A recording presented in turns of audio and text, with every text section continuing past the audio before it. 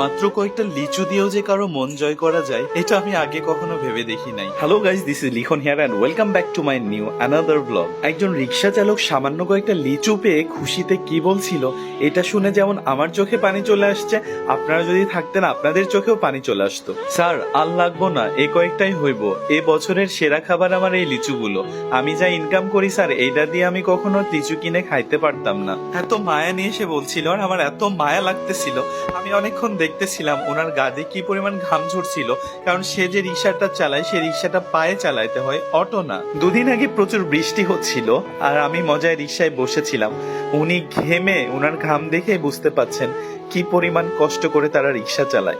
আমি 50 টাকা ভাড়ার জায়গায় 100 টাকা তাকে দিয়েছি। সে যে কি পরিমাণ খুশি হয়ে টাকাটা ব্যাগে রাখছিল, এই হাসিটা যারা দেখবেন তারাই বুঝতে পারবে। হে আল্লাহ, এই খেটে খাওয়া মানুষগুলোকে আপনি অবশ্যই বেহেশতের প্রথম সারিতে রাখবেন, আমিন।